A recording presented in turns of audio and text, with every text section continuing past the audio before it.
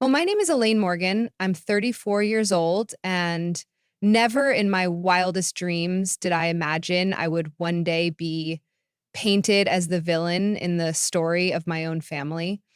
But sometimes life has a cruel sense of irony. And last Tuesday, I found myself in a moment that would change everything.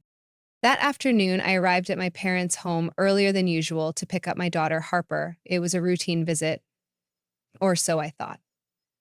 As I walked up the familiar steps of the front porch, the scent of blooming hydrangeas brushing past me, I had no clue that what I was about to hear would grip my heart with cold terror. From inside the kitchen, a voice thundered, my father's voice, sharp and enraged.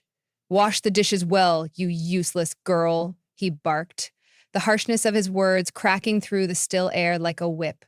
I stopped dead in my tracks, unable to move. Then I heard giggling. Light, immediately recognized as belonging to Kimberly's daughters. As I crept forward, I caught a glimpse of the scene through the kitchen doorway. There was Harper, my sweet 7-year-old, standing on a stool at the sink. Her tiny hands trembled in the soapy water, scrubbing a plate with desperate urgency as tears rolled silently down her cheeks. Her little shoulders were hunched, her face twisted in confusion and fear. It was a sight I would never forget. In that instant, something deep within me fractured. It wasn't just anger I felt, it was betrayal, grief, and the crushing realization that I had been complicit in this in my own quiet way. For years, I had been paying the mortgage on my parents' house, $2,300, 0 cents every month like clockwork. They'd fallen behind after my father's poor investment choices, and I had stepped in to prevent them from losing the home. They said it would be temporary. That was 4 years ago. But before I tell you what happened next, let me rewind. Growing up as a Morgan meant one thing: Kimberly always came first. My older sister, now 36, had always been the chosen one. Everything she did was celebrated. Every mistake she made was brushed aside with excuses and gentle understanding. Meanwhile, I had to earn every ounce of approval, and even then, it was rarely offered. I still remember my 10th birthday. I had been hoping, praying for something special, a new book, maybe a doll. What I got was a used coloring book, the edges worn, a few pages already filled in. Just 2 weeks before, my parents had given Kimberly a brand new pink bicycle just because. No occasion, no achievement, just a gift for existing. "We have to be practical with money," my mother, Diane, had said when I questioned the difference. But that practicality never seemed to apply to Kimberly. Our family home in the suburbs of Boston was filled with memories, but for me, most were tinged with pain. My father, Richard, was a high school history teacher with a voice that could shake walls. He never missed a chance to compare me to Kimberly. "Why can't you be more like your sister?" was his favorite refrain, repeated so often that it might as well have been carved into the walls. My mother, who worked part-time at the library, rarely spoke up in my defense. She would simply nod in agreement, her silence more cutting than words. And yet, despite this toxic dynamic, I pushed myself harder, academically, personally. I thought if I could just prove my worth, maybe things would change. Kimberly and I applied to colleges around the same time. She was accepted into a local state school.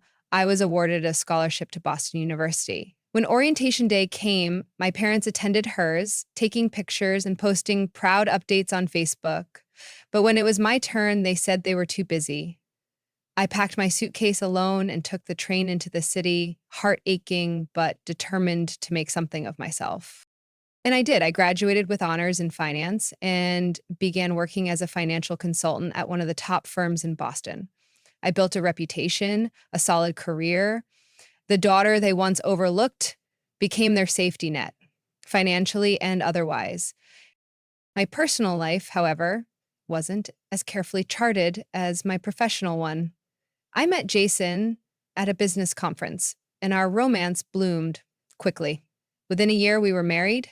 Harper was born soon after, a beautiful little girl with her father's hazel eyes and my iron will. But Jason wasn't ready for the weight of fatherhood.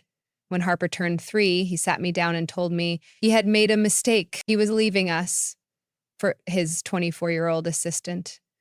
The divorce was swift, but the pain lingered. As a single mother juggling a demanding job, I needed help. That's when my parents stepped in, or rather, offered to. They said they would watch Harper 2 afternoons a week while I stayed late at work. I hesitated. Our relationship was far from warm, but babysitters in Boston were expensive, and I wanted Harper to know her grandparents. I wanted her to have a bigger family, even if it meant biting my tongue. 4 years ago, just before Harper started preschool, my parents faced foreclosure. My father had made yet another reckless investment, and they were 3 months behind on their mortgage. I stepped in, set up automatic transfers, and have been covering their monthly payments ever since. It was supposed to be a short-term solution, but as months turned into years, the burden quietly became mine alone. Meanwhile, Kimberly married a man named Greg, a car salesman. They had 2 daughters, Amber and Melissa, now 12 and 10. Kimberly worked part-time at a boutique and didn't contribute a dime to our parents' expenses, despite living just 15 minutes away. Yet her children were treated like little queens. My parents showered them with gifts, took them to amusement parks, bought them matching dresses for the holidays. Harper, by contrast, came home with stories that made my stomach turn. She once mentioned Grandma calling her clumsy for spilling juice. Another time, she asked me why Grandpa said she wasn't as smart as her cousins. I brought up these concerns, but my parents laughed them off. Just teasing, they claimed. She misunderstood. I wanted to believe them. I needed to. But the seeds of doubt had been planted. And still, I kept sending the money. Kimberly didn't know. No one did. Part of me was embarrassed that I was trying to buy love and approval. Another part feared that if Kimberly found out, she'd expect the same support.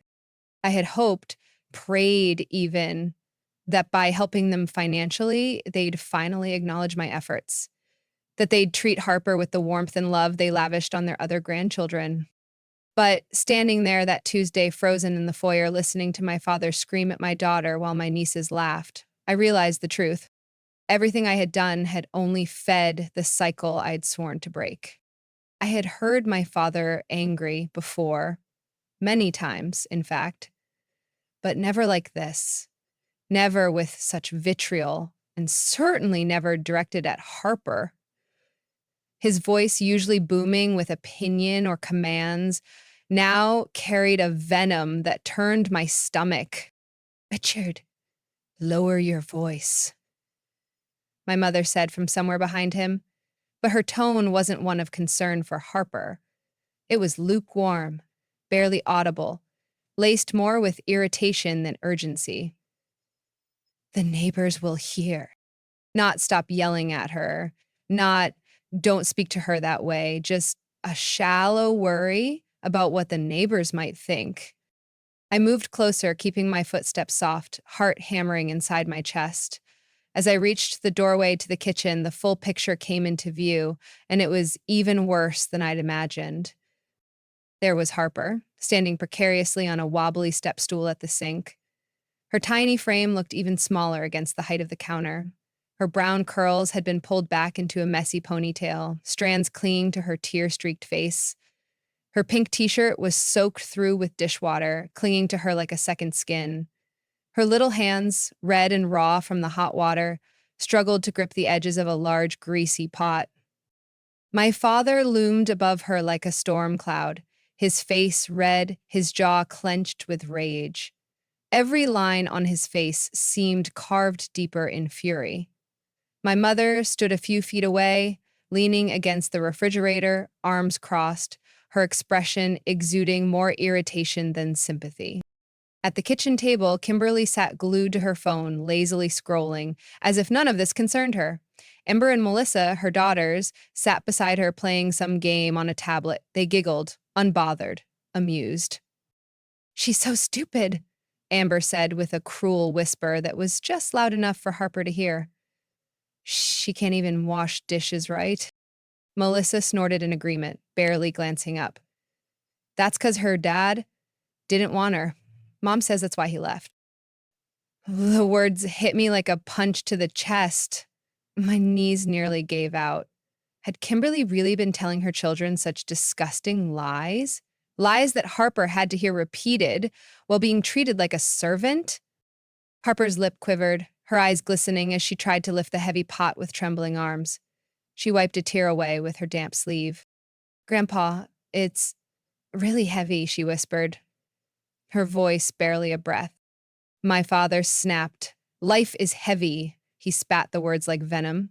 "Your cousins knew how to wash dishes at your age, but you're just like your mother, always making excuses." My mother let out a dramatic sigh and pushed herself away from the fridge. "Richard, just let me do it. She's obviously not capable." "No," he barked. "She needs to learn responsibility. Not everything comes easy in life like it does for her mother." Elaine thinks throwing money at everything is a solution. The irony burned in my throat. Here was the man whose mortgage I had been paying for years, preaching to my child about responsibility. Here was the father who'd taken my money month after month, now criticizing me for using that same money to provide. Just then, a dish slipped from Harper's hands, clattering loudly into the sink. It didn't break, but it startled her. My father slammed his palm on the counter, making her jump with a small, frightened yelp. "For God's sake, can't you do anything right? This is why your cousins are always ahead of you." My stomach turned. That sentence, that tone, it wasn't just familiar, it was personal. I had heard those same words, felt that same shame, seen that same rage up close when I was her age. A memory hit me like a wave. Me, at 7, accidentally spilling a glass of milk during dinner. My father's fury. My mother's sigh. Kimberly's smirk. It was all happening again. Harper's shoulders slumped forward, her spirit dimming before my eyes. I saw her curling inward as if trying to disappear. It was a posture I knew intimately, a posture I had worn for years. "Mom says Elaine spoils her," Ember declared suddenly, not even looking up from her game. "That's why she's so useless." Finally, Kimberly glanced up. "Amber, that's enough," she muttered. But there was no edge to her voice, no real reprimand. She returned to her phone within seconds, as though the cruelty of her child didn't warrant more than a token effort. Harper tried again to lift the pot, but more water splashed onto her soaked clothes. My father groaned in exaggerated frustration. "Useless, absolutely useless," he shouted, throwing his hands up. "You're getting water everywhere. Your cousins never made such a mess." Something snapped inside me. It was like a dam breaking, a surge of fury, of maternal instinct, of long suppressed trauma bubbling to the surface. I had promised myself that Harper would never feel what I felt growing up, worthless, unseen, unloved, and yet there she was, bearing the same wounds. I realized then this wasn't a one-time incident. It wasn't miscommunication. The strange things Harper had said before, the quiet behavior after her visits, the weird comments, were signs I had ignored for too long. This was a pattern, a dangerous, damaging pattern that had likely been going on behind my back for months, and I had been financing it. I watched Harper's little body begin to tremble as she tried to hold back sobs, desperate not to cry out loud, knowing instinctively it would only make things worse. That was the last straw. "Take your hands off that pot right now, Harper." My voice sliced through the kitchen like a razor. Everything stopped. 5 heads turned toward me at once. Kimberly, Amber, Melissa, my mother, and my father, all suddenly frozen. Their expressions varied. Shock on Kimberly's face, guilt on my mother's, and from my father, defiance. Elaine, my mother said, her eyes wide, we weren't expecting you for another 2 hours. Harper turned, and when her eyes met mine, her face crumpled. Mommy, she cried, launching herself off the stool. She wrapped her damp arms around my legs, her body trembling against mine. I wrapped her up in my arms, shielding her. I placed a hand gently on her head and looked up, my gaze now hard and unyielding. What exactly is going on here? My father quickly shifted gears, his anger morphing into justification. Teaching your daughter some responsibility, he growled, since you clearly haven't bothered. By calling her useless? I asked, my voice dangerously calm. By forcing her to lift things she physically can't? She needs to learn, my mother chimed in, arms still crossed. The girls all help around the house. I glanced at Amber and Melissa, still glued to their tablet. Not a dish in sight. Really, all the girls? Kimberly finally looked up again, her phone now resting on the table. Don't start, Elaine. The girls did their chores earlier. Did they? I asked, my voice rising for the first time. Or is it just Harper who's expected to earn her place here?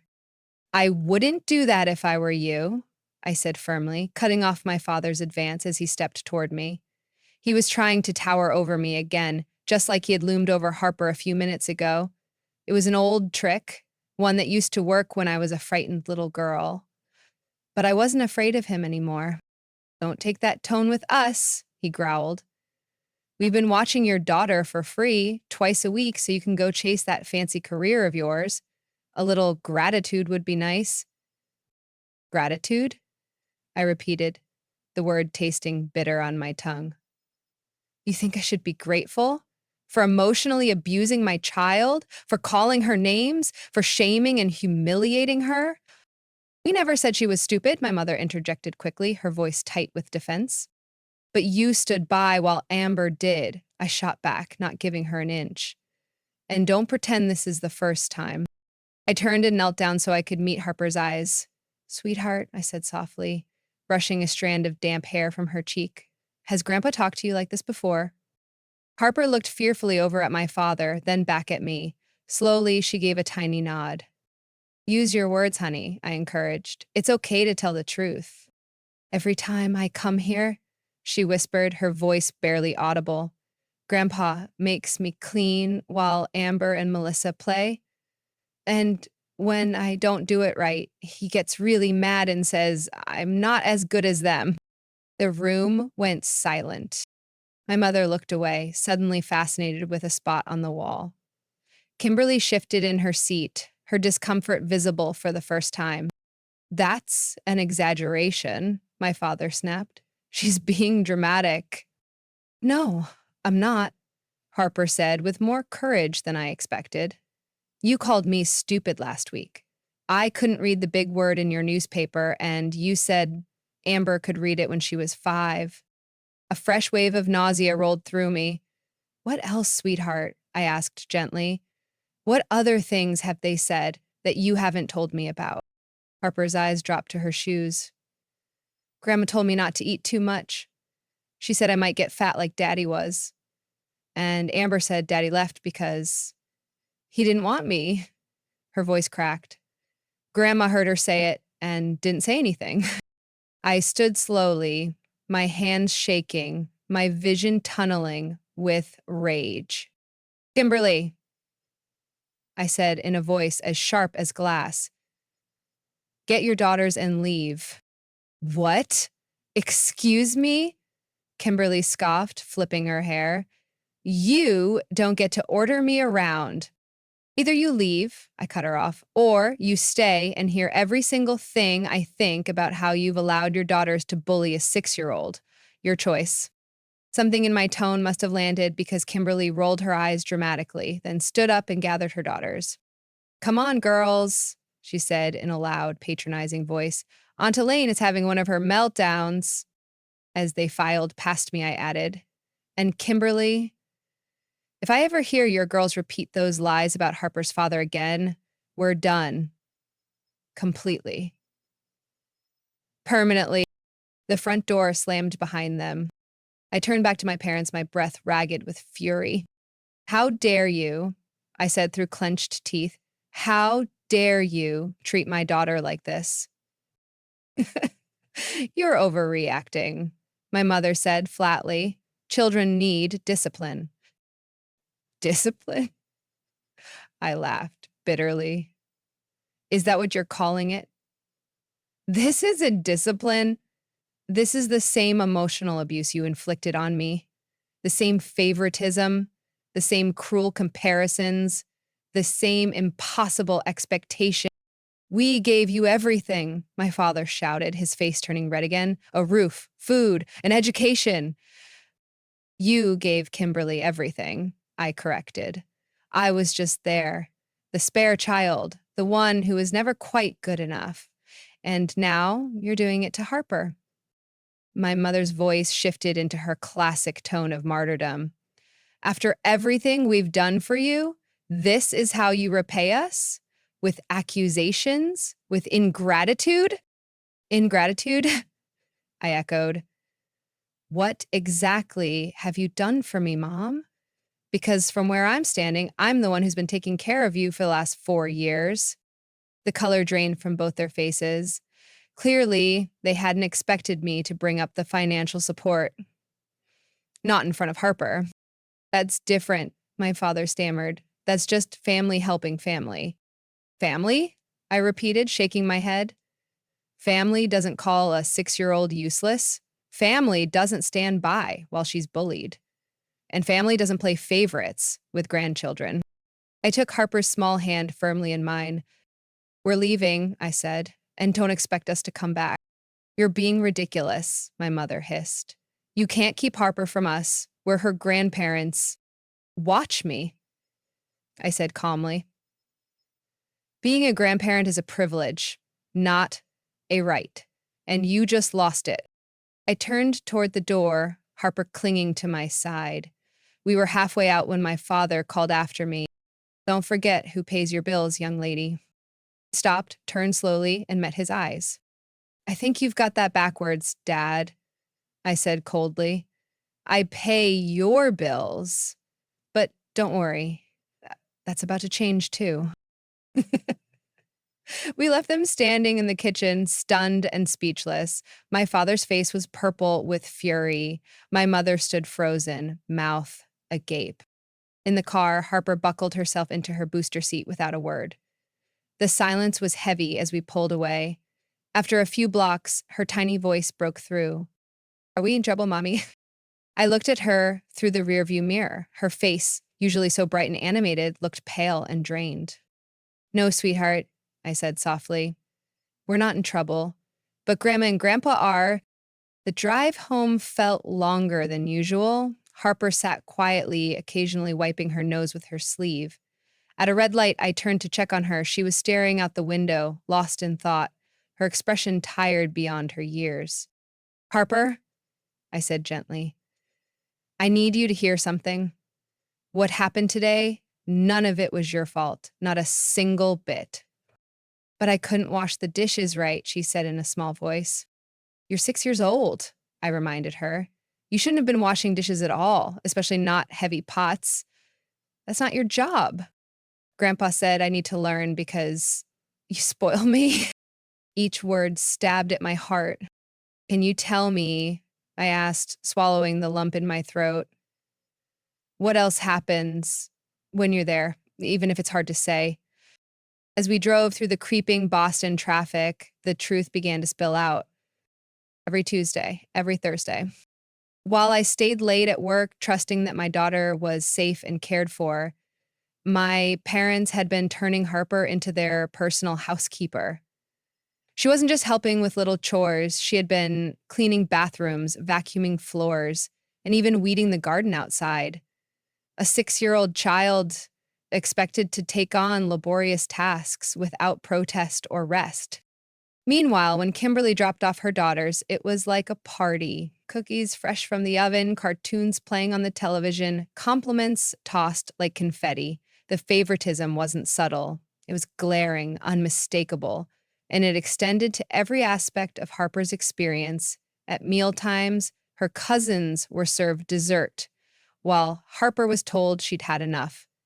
When it came to games or activities, Amber and Melissa made the rules, and Harper was expected to follow along silently. Praise was lavished on them for the smallest effort. Harper, no matter what she did, went unnoticed or corrected. "Why didn't you tell me, sweetheart?" I asked gently, though deep down I already knew the answer. "Grandpa said you had important work," she murmured, "and I shouldn't bother you with silly stuff. He said you'd be disappointed if you knew I couldn't do chores like Amber and Melissa."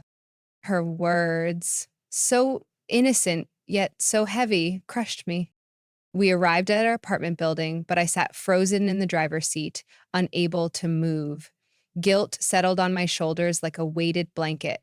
How had I not seen the signs? How had I allowed my own child to endure what I had barely survived? "Harper," I said, turning in my seat to fully face her. "Look at me." She turned her tired eyes toward mine. "I am never, never disappointed in you. You are the best thing that has ever happened to me, and you will never, ever have to earn my love by doing chores or being perfect. Do you understand?" She gave a small nod, still uncertain, still raw, but it was a start. That night, after reading Harper 3 stories and tucking her in with the biggest hug I could manage, I sat alone at the kitchen table. A glass of wine sat untouched beside me. My hands hovered above my laptop keyboard as I logged into my online banking portal. There it was, a record of every $2,300.00 mortgage payment I'd made on my parents' behalf. Line after line of loyalty and silence. More than $110,000, 0 cents, spent trying to buy their approval, to maintain the illusion of peace. Without another moment of hesitation, I clicked cancel recurring payment and confirmed the action. The screen blinked. It was done. Next, I picked up the phone and dialed my financial advisor, Craig. "Ella?" His voice came on quickly, concern audible despite the hour. "Everything okay?" "I need to make some changes to my portfolio," I said. My voice was surprisingly steady. "The money that was going toward my parents' mortgage, I want it redirected into a college fund for Harper." There was a pause on his end. "That's a significant amount. Are you sure you want to do this?" "Absolutely certain," I said. "And Craig, I also want to set up a trust for Harper, one my parents will never be able to touch, ever." He agreed to make the arrangements, and once I hung up, I shut off my phone, knowing what was coming. The calls, the messages, the guilt trips, they would all begin. The next morning, I checked my phone, 7 missed calls, 12 text messages. They range from passive-aggressive confusion to outright anger. "Payment decline, call us immediately." "What game are you playing, Elaine?" "Your mother is beside herself with worry. Call us now." I deleted them all without reading further. At work, I struggled to focus. Every time I opened a document or tried to answer an email, the events of the past few days flooded back. During lunch, I called my closest friend, Stephanie, the one person who truly understood the mess my family had always been. "You did the right thing," she said as I recounted it all. "Your parents were emotionally abusing Harper, just like they did to you." "I know," I replied, "but cutting them off, financially, I mean, it feels so drastic." Stephanie didn't miss a beat. "What's drastic is a grown man calling his granddaughter useless. What's drastic is putting a 6-year-old to work like a maid. What you did wasn't drastic, Elaine. It was establishing boundaries." Her words calmed me, though not completely. Decades of conditioning had ingrained in me the belief that my parents' happiness was somehow my responsibility, that standing up for myself, or my child, was rebellion, not survival. That evening, my phone buzzed again. Kimberly, this time. "Mom and Dad told me what you did. How could you be so selfish? They're your parents. You can't just cut them off over one little incident. Harper needs to toughen up. The real world isn't going to coddle her like you do." I waited until Harper was asleep before replying. My financial arrangements with mom and dad are none of your business. And if you ever allow your daughters to bully Harper again, you'll be cut off to not financially, but completely from our lives. And she didn't respond. 3 days after everything blew up, I received a call from my bank, a fraud alert. My father had tried to access one of my personal accounts, falsely claiming to have authorization. It was flagged, thankfully, but it chilled me. I changed every password, every security question. The truth was now fully visible, sharp, and cruel. My parents had never truly seen me as a daughter. I was a resource, a convenience, a dependable safety net. And now they were preparing to do the same to Harper, grooming her to equate her worth with her usefulness, to seek love through obedience and sacrifice. In the days that followed, I had careful conversations with Harper and with her pediatrician. The full picture emerged, piece by painful piece. My parents had been systematically tearing down her self-esteem, telling her she wasn't as smart, as pretty, or as capable as her cousins, that she needed to earn their love through perfection. It was exactly what they had done to me. And the most devastating truth, they had never saved a penny for retirement. Despite decades of income, they had spent it all, confident that first Kimberly, then I, would support them. They hadn't viewed my help as temporary. They'd viewed it as a lifelong plan. I had been manipulated, and now they were trying to manipulate Harper too. But it ended with me 1 week after I canceled the mortgage payments. Their desperation escalated. My father left a voicemail that turned my blood cold. Elaine, this is your father. I don't know what kind of game you're playing, but it ends now. We received a notice from the bank. Fix this immediately. You have a responsibility to this family, my father's voicemail continued, his voice stern and low, the edge unmistakable. Don't forget who raised you and put a roof over your head for 18 years. Call me back today, or there will be consequences. There it was, the confirmation of everything I already knew.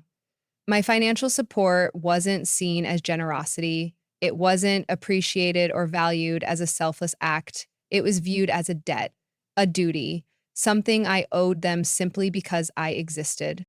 My mother, ever the master of alternative tactics, chose a different route. When I didn't answer her increasingly desperate phone calls, she bypassed my personal number and called my office directly.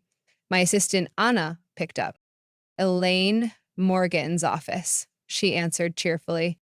This is Diane Morgan, came my mother's unmistakable voice. Elaine's mother? Per our arrangement, I need to speak with her right away. It's an emergency. Anna glanced at me with raised eyebrows. I gave a small nod, and she put the call through.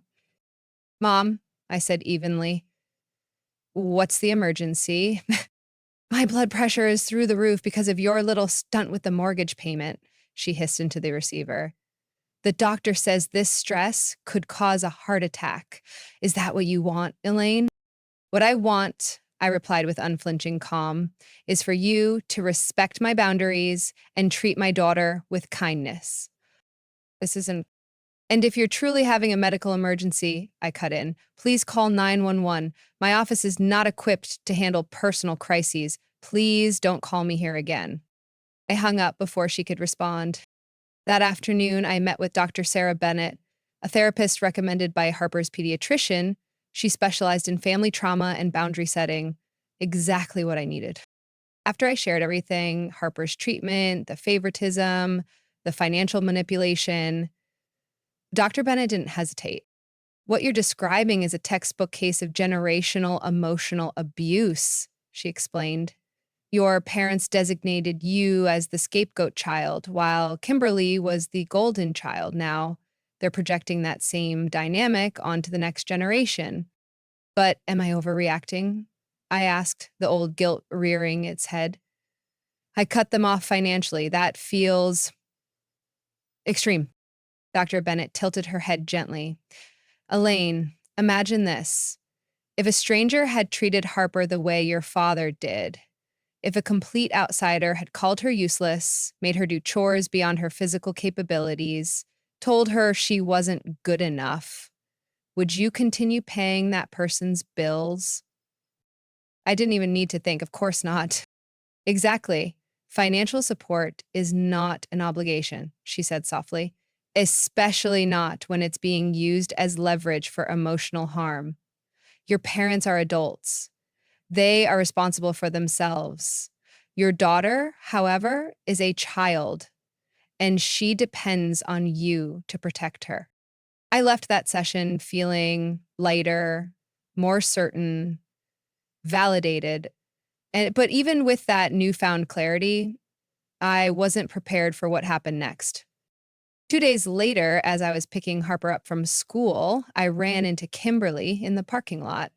She was wrangling Melissa into her SUV when she spotted me and stormed over, fire in her eyes. "The bank is threatening foreclosure again," she snapped. "Mom and Dad can't make the payment without your help." I opened the back door to help Harper into her booster seat. "That's unfortunate," I replied, my voice even. "That's it?" Kimberly's voice rose, drawing glances from nearby parents. "That's all you have to say? They're your parents, Elaine." "Yes," I agreed. "And Harper is my daughter.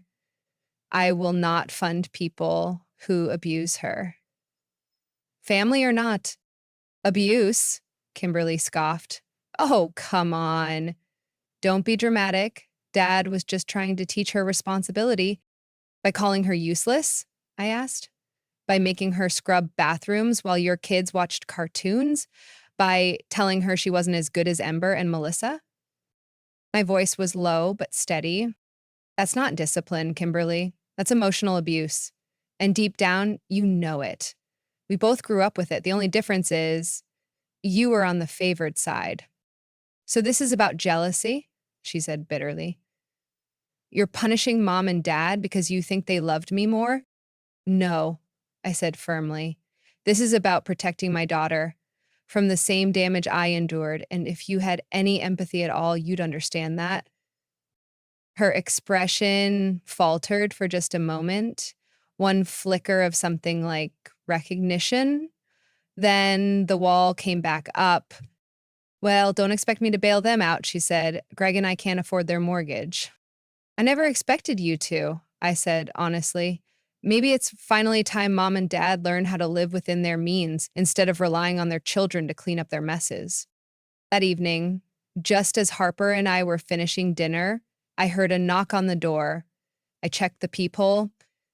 My parents. I didn't open it. "I'm not opening the door," I said through the wood. "Please leave." "Elaine, don't be ridiculous," my mother said, her voice shrill. "We need to talk about this like adults." "I agree," I said. "When you're ready to talk respectfully and acknowledge how you've treated Harper, we can meet in a neutral location with a family therapist present. Until then, please leave or I'll call building security." "You'd call security on your own parents?" my father bellowed. "Yes," I answered, "because I think we have very different recollections of what you've done for me versus what I've done for you." They lingered a moment longer, then finally turned and walked away. As they descended the stairs, my father shouted one last time, "This isn't over, Elaine." He was right, it wasn't. The next morning, my phone rang. It was Aunt Linda, my mother's estranged sister, calling from Vermont. We weren't close, but she had always been kind to me. "Ella, honey," she said, her voice tinged with concern. "I'm hearing some upsetting things from your mother. She said you cut them off completely. Over some misunderstanding with Harper?" I closed my eyes briefly, exhaling slowly. "It wasn't a misunderstanding, Aunt Linda. Dad was verbally abusing Harper, and Mom stood by and let it happen, just like they did when we were kids." There was silence on the line. Then, finally, Linda spoke. "I believe you," she said softly. "I saw how they treated you, even back then. Compared to Kimberly, it was night and day." "You noticed?" "Of course I noticed," she replied. "It was hard to miss. I should have said something, but your mother and I..." Well, we've never had a smooth relationship, and I didn't feel it was my place. Her honesty stunned me. Eventually, Aunt Linda's voice trailed off. I stopped trying, she admitted, her voice catching. I'm sorry, Elaine. I should have been braver back then. Her words meant more than I could express. That quiet validation, long overdue, settled something inside me. Thank you, I said, swallowing the lump in my throat. Thank you for saying that. For what it's worth, she added gently, I think you're doing the right thing. Protecting Harper. It's what any good mother would do. And between us, your parents have always been reckless with money. Your grandfather left them a sizable inheritance, enough to secure their future, but they blew through it in less than 5 years. I blinked. What? I thought you knew. They've always expected someone else to clean up their messes. First your grandfather, then you. It's not right. And it's not your responsibility. The news stunned me. That inheritance should set them up for life. Instead, it was gone. I thanked Aunt Linda again before hanging up, and when I did, I felt stronger, steadier. My family's dysfunction hadn't started with me, and it wasn't going to continue with my daughter. 2 weeks after I'd canceled the mortgage payments, the inevitable happened. My parents received their first official notice of foreclosure. Just as I expected, they didn't take accountability. They blamed me entirely. They sent a group email to the extended family, painting me as a cold and selfish daughter who had abandoned them during their time of need. In their version of events, it all stemmed from a minor disciplinary misunderstanding with Harper. But their attempt to shame me publicly backfired. Several relatives who had silently observed their treatment of me over the years finally spoke up. Some replied to the thread defending my decision. Others messaged me privately to offer words of encouragement and support. The narrative was shifting, and for the first time in my life, it wasn't being written by them. Meanwhile, Harper began meeting with Dr. Lucia Martinez, a child psychologist specializing in emotional trauma. After 3 sessions, Dr. Martinez requested a meeting with me. Harper is displaying signs of anxiety and diminished self-worth, she explained gently, both of which are consistent with prolonged emotional mistreatment. The good news, she added, is that you've acted early. Children Harper's age are incredibly resilient. With positive reinforcement and consistent support, she can heal. So, she'll be okay, I asked, the knot in my chest loosening ever so slightly. Yes, Dr. Martinez said, but I strongly advise that contact with her grandparents remain limited, at least until they demonstrate meaningful changes in behavior. I nodded, more resolute than ever. I was doing the right thing. After a month of silence, their situation hit a breaking point. The foreclosure date was set. My father called on a Sunday afternoon, sounding tired, defeated, even. Elaine, he said, we need to talk in person. I was ready for this. I'm willing to meet, I told him, but only with a family therapist present, like I said before. He started to argue, but then stopped. Fine, whatever you want. I scheduled the meeting with Dr. Bennett at her office.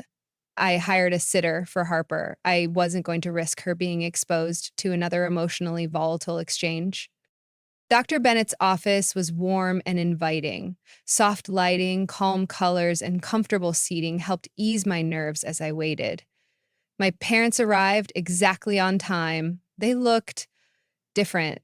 My father had lost weight, his posture slumped. My mother's usual polished appearance had given way to a thrown-together look, ponytail, no makeup, deep lines of stress etched into her face. Once we were seated, Dr. Bennett began, "This is a space for open, respectful dialogue, no interruptions. Everyone will have a chance to speak. Our goal is to understand one another and, if possible, find a constructive path forward. My father gave a curt nod. My mother folded her hands tightly in her lap. Elaine, Dr. Bennett said, would you like to begin? I took a breath. I'm here because I need to establish boundaries, especially regarding Harper. What happened at your house last month wasn't an isolated event. It was emotional abuse. Harper has told me about numerous incidents where she was treated differently from her cousins. She's been belittled, humiliated, made to feel lesser. My mother opened her mouth to object, but Dr. Bennett held up a hand. It's Diane, you'll have your turn, I continued. The favoritism, the criticism, the constant comparisons, that's what I grew up with. And I won't allow Harper to inherit that legacy. She deserves better. I turned to face them. As for the money, I supported you for 4 years. That support was given with the understanding that it was temporary, but it became an unspoken expectation with no accountability. And I'm no longer willing to finance people who mistreat my child, family or not. When I finished, my father leaned forward, his jaw tight. This is insane, he said. We've done nothing but love Harper. Yes, I was trying to teach her responsibility, something you clearly haven't done. As for the money, that was your choice. Nobody forced you. But to cut us off, he continued, his voice rising, over one moment of discipline, that's vindictive, Elaine. It's cruel. Richard, Dr. Bennett said calmly, I hear that you feel hurt by Elaine's decision, but can you try to understand that from her perspective, seeing her daughter called useless might have felt deeply upsetting. She needs discipline, he snapped. The world's not going to coddle her. There's a difference, I said, between discipline and emotional degradation. Calling a 6-year-old useless is not teaching responsibility. It's harming her. My mother jumped in, her voice taking on that familiar injured tone. We've always done our best. We're not perfect. But we love Harper, and we love you. You can't just cut us out over a misunderstanding, over one mistake. It wasn't once, I said quietly, and it wasn't a mistake. I've told you Harper has shared more than one incident, I said, my voice steady. She was made to feel less than her cousins, given chores they didn't have to do, criticized while they were praised. Children exaggerate, my mother said, dismissively waving her hand. Dr. Bennett leaned forward slightly, her voice calm but firm. Diane, Richard, from my professional experience, I can tell you children rarely invent detailed, consistent patterns of emotional mistreatment. They might misinterpret a single moment, but when a child describes the same kind of treatment over and over, it's usually rooted in truth. My father scoffed. So now you're taking her side too? I'm not taking sides, Dr. Bennett replied. I'm offering insight based on experience. What matters now is whether you're willing to acknowledge that your behavior may have hurt Harper, and whether you're open to change. My father leaned forward, eyes narrowed. And if we do? If we agree to everything, will you start paying the mortgage again? The question hit like a punch. It revealed everything about their priorities, not healing, not Harper's well-being, not repairing our relationship, just the money. No, I said softly but firmly. My financial support was never contingent on your behavior. It was a temporary act of assistance. And it's over. Permanently. What I'm offering now is a chance to rebuild a relationship with Harper, but only if meaningful change happens. You can't keep her from us, my mother protested. We're her grandparents. Actually, Dr. Bennett interjected gently, Elaine has both the legal and ethical right to decide who has access to her child, especially if she believes that access may be harmful. For the next hour, we circled the same themes. My parents alternated between minimizing their behavior, denying Harper's experience, and occasionally offering reluctant admissions that maybe they had been a bit harsh. But with Dr. Bennett's guidance, we made some progress. By the end of the session, we had agreed on 4 conditions for any future contact with Harper. One, they would attend therapy to address their behavior and learn healthy ways of interacting with children. Two, they would acknowledge the favoritism shown toward Amber and Melissa and commit to treating all grandchildren equally moving forward. Three, they would respect my parenting choices, even if they didn't agree with them. Four, any visits would begin under supervision and only if clear progress in therapy was being made. My father bristled at the therapy requirement, but to my surprise, my mother nodded. If that's what it takes to see Harper, we'll do it. On the financial front, I held my boundary. I told them I would not resume paying their mortgage, but I was willing to connect them with a financial advisor. Selling the house and downsizing might be necessary. We can't sell the house, my father said, his voice rising again. It's our home. It's a house you can't afford, I said gently, and it's not worth losing your granddaughter. 2 weeks later, they received the formal foreclosure notice. This time, reality finally landed. They called to tell me they were listing the house for sale and had found a modest condo nearby that they could afford. I expressed support for their decision, but not a penny of financial help. Meanwhile, Harper continued her sessions with Dr. Martinez. Week by week, I saw her becoming herself again, her true self. She laughed without checking for approval, tried new things without fearing failure, and stopped apologizing for small mistakes. Even her teacher noticed. She told me that Harper had started raising her hand more in class, that her confidence was blooming. One night, after reading her favorite story, I tucked her into bed. Just as I was about to turn off the light, Harper asked, "Mommy, are Grandma and Grandpa mad at me because I told you what happened?" I sat down beside her. "No, sweetheart, they're not mad at you. They're learning that the way they treated you wasn't kind or fair. And until they learn to be kind, we're taking a little break from seeing them." "Like a timeout?" she asked, her voice small. Her simple analogy pierced me, so innocent and yet so accurate. "Yes," I said, brushing a curl from her forehead. "Exactly, like a timeout. Grown-ups need those sometimes too." 3 months after our first joint therapy session, my parents had completed 6 individual sessions. They asked for another meeting. Dr. Bennett told me that while they had been resistant at first, they were beginning to engage, especially my mother. At the joint session, my mother surprised me. "I saw how Richard spoke to Harper," she said quietly, and I said nothing. "I saw how differently we treated her compared to Ember and Melissa, and I told myself it was justified, but it wasn't.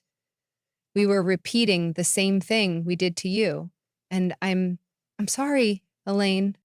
My father, less emotionally fluent but trying, added, "I was wrong to call Harper useless. No kid should hear that. I'm trying." It wasn't perfect, but it was progress. We agreed to a short, supervised visit in a neutral setting, a small park near my apartment. The visit was cautious, but civil. They brought Harper a book, not candy or toys, honoring my parenting preferences. My father hung back, speaking only when Harper approached him. My mother smiled carefully and avoided any corrections or criticisms. As we were preparing to leave, Harper turned to my mother and gave her a brief hug. "Bye, Grandma," she said. "I liked the book." My mother's eyes filled with tears. "I'm glad, Harper. I hope we can read it together sometime." It was a small moment, but for me, it was everything. A glimpse of what might one day be possible.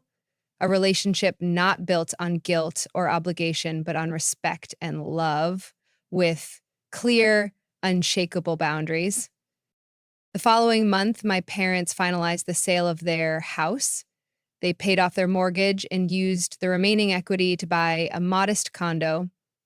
My father found part-time work as a historical tour guide, a job he actually enjoyed. My mother picked up more hours at the library, and Harper, she kept blooming. The cycle was broken, and for the first time in my life, I felt free. They're adjusting to living within their means for the first time in decades. I shared with a quiet sense of peace one afternoon, just before an unexpected message from Kimberly appeared on my phone. We wanted to meet. Over coffee at a quiet local cafe, she opened with a surprising admission. I didn't realize how much they depended on you financially, she said, sipping her latte. I always assumed they had it handled. And honestly, I've been thinking a lot about how they treated us growing up. I looked at her, curious. In what way? Well, she said, hesitating slightly, I always knew I was the favorite, but now I wonder if that wasn't really as much of a blessing as it seemed. I blinked. What do you mean? You were held to impossible standards, she explained. Constantly criticized, pushed harder. But me? I was never expected to do anything on my own. No pressure, no preparation for the real world. And now I'm worried I'm doing the same thing with my girls. It was the most insightful thing I'd ever heard Kimberly say. There's still time to change that, I told her gently. It's never too late to break the pattern. 6 months after the confrontation in my parents' kitchen, we'd created a new rhythm.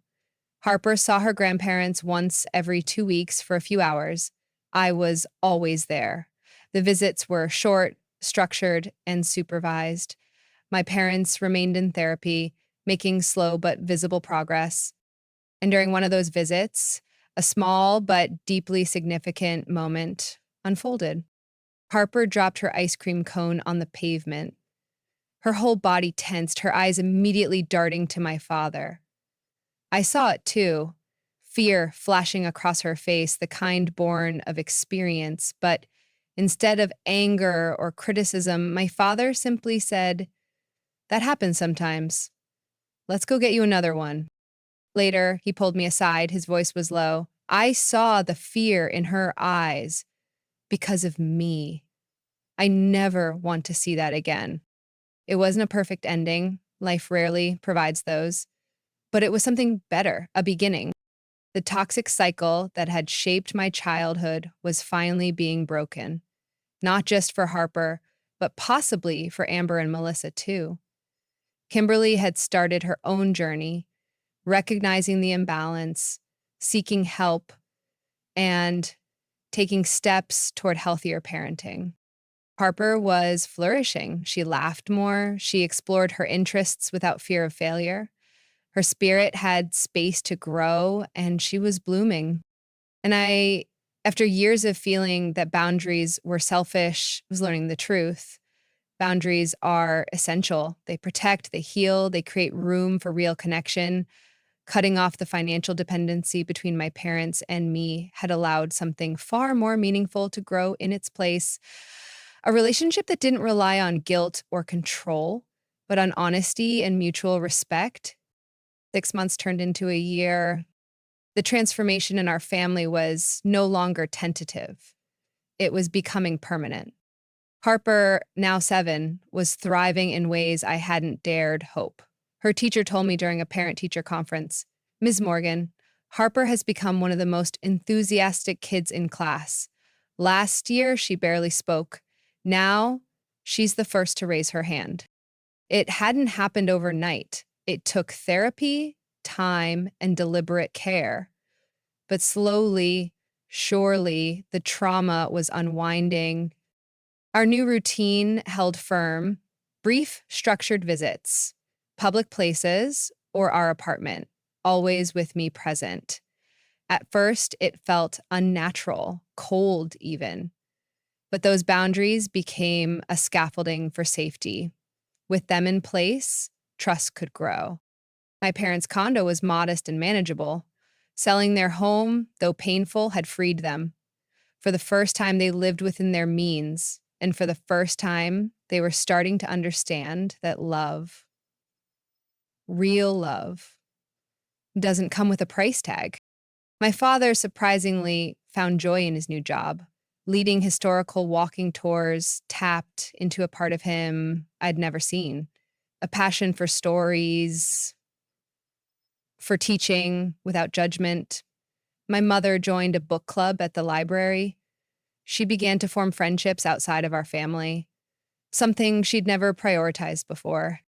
In one conversation, she quietly confessed, "I never realized how much our money problems changed how we treated you. We started seeing you as someone we could depend on, not as our daughter. That wasn't fair."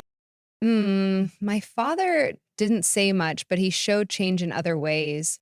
He brought books about planets and bugs, Harper's current obsessions, and sat with her while she read. He didn't correct her when she stumbled.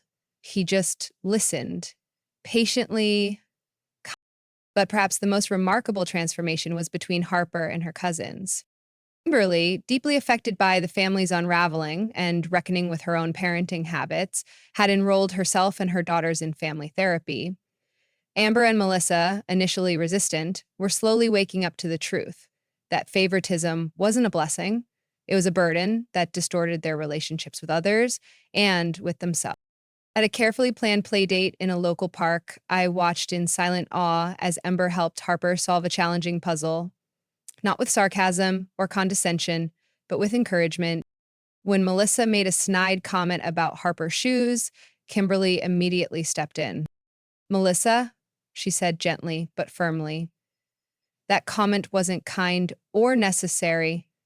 Please apologize to your cousin." Melissa blinked, shocked. So did Harper. But Melissa did it. The apology was awkward but sincere. And in that moment, I saw the tiniest crack form in the wall between them. In another group session, Dr. Bennett introduced an exercise.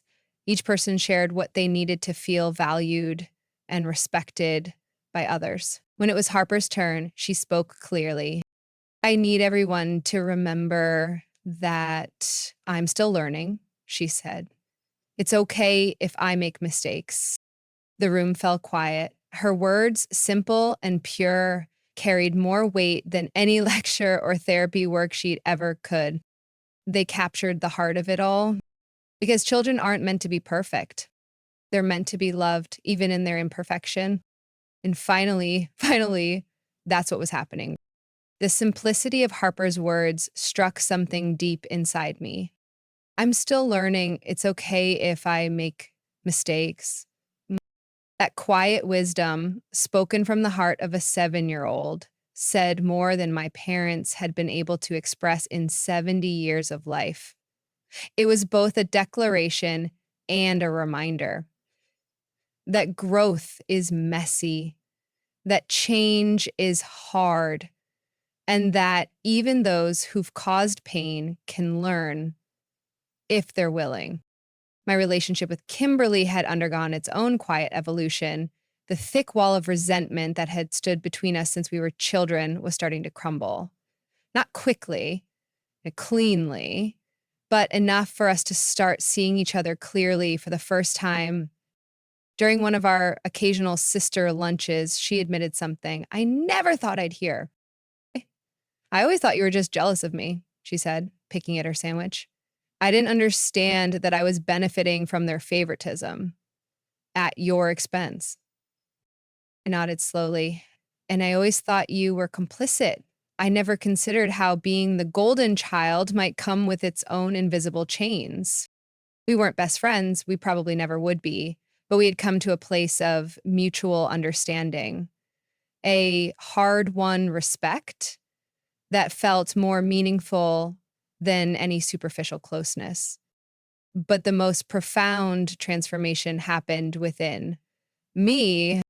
The guilt, the obligation, the reflex to people please that had kept me financially tethered to my parents, even as they mistreated my child, it had dissolved In its place was clarity, strength, a calm and solid understanding of what love really looks like.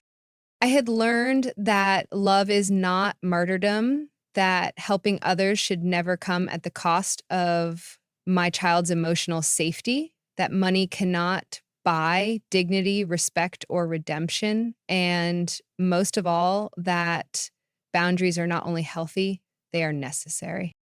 By standing up for Harper, by saying no when it would have been easier to say yes, I hadn't just protected her, I'd created a ripple of change through our entire family.